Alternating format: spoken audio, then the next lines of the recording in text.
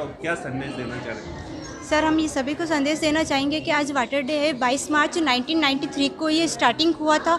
इसमें हम ये चाहेंगे, राजस्थान में तो ऑलरेडी सभी को ये पता है कि हम मतलब पानी संरक्षण कैसा करना चाहिए। इसमें राजस्थान में यहाँ पानी की बहुत किल्लत थी पहले, इस अकॉर्डिंग यहाँ सेव करना, वाटर को सेव करना चाहिए।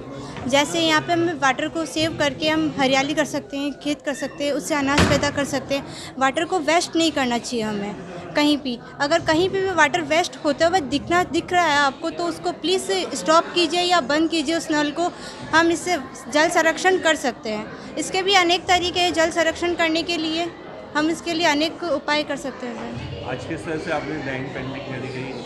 हाँ सर, हमने इसमें पेंट बनाया है। उसके अंदर ये है कि एक तरफ तो हमारा जैसे वर्षा का है, जैसे वर्षा हो रही है, जल संरक्षण है, तो उसके अंदर एक तो हरियाली का है, एक जहाँ वाटर नहीं है उस पर पूरी पतझड़ सूखा ऐसा है। तो ये हमने एक्सप्लेन किया उसमें। आपका नाम? पायल मेहरा, कौन सी class? MA economics previous year. किस तरह से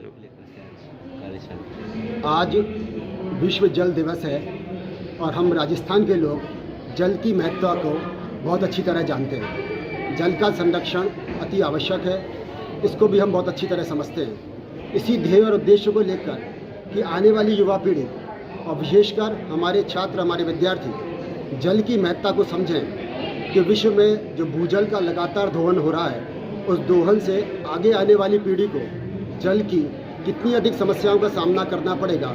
इस ध्येय और उद्देश्य को लेकर आज की ये कॉन्क्लेव रखी गई। इस कॉन्क्लेव में हमारे देश भर से वैज्ञानिक और शिक्षक जुड़े हैं। हमें लगभग 276 पार्टिसिपेंट्स का रजिस्ट्रेशन हुआ है।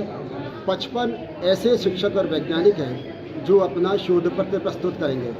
हमारा ऐसा मानना है कि हम इस जो आज दिन भर की कॉन्क्लेव होगी, ये प्रतिनिधि सभा की जो बैठक हो रही है, उसमें जल के बारे में जो कुछ भी निष्कर्ष निकलेगा, उस निष्कर्ष को इस इको क्लब सम्राट पृथ्वीराज चौहान राजकीय महाविद्यालय अजमेर के माध्यम से हम विज्ञान और प्रौद्योगिकी विभाग को भिजवाएंगे, जहाँ से यह सरकार तक पहुँचेगा कि जल का संरक्षण किस प्रकार किया जाए। मैं 2 बातें और कहना चाहूँगा।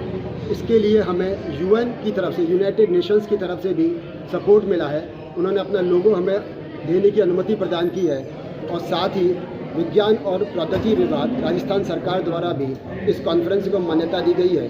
तो उन सब की सहायता से, उन सबके सहयोग से, विज्ञान और प्रौद्योगिकी विभाग के सहयोग से, UN के सहयोग से हम ये कॉन्फ्रेंस आयोजित कर रहे हैं। इसमें जो मुख्य अतिथि थे, उन्होंने ऑनलाइन हमें संबोधित किया।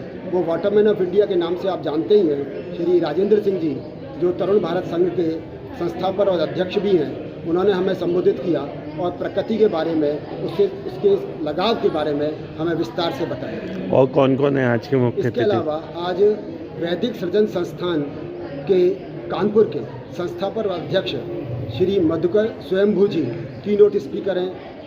आयुक्तालय की प्रतिनिधि के रूप में डॉक्टर सुनीता पचौरी और महाविद्यालय प्राचार्य डॉक्टर सुधीर कुमार जी उपाध्याय अध्यक्षीय उद्बोधन कर रहे हैं। इसके अलावा पश्चिम बंगाल से, तमिलनाडु से, आंध्र प्रदेश से, कर्नाटक से, महाराष्ट्र से, सभी जगह से वैज्ञानिकों के हमें शोध पत्र प्राप्त हुए हैं, जो तकनीकी सत्रों में अपने अपने शोध पत्र प्रस्तुत करेंगे। आपका नाम? मैं आलोक चतुर्वेदी, एकेडमिक कोऑर्डिनेटर इस कॉन्फ्रेंस में।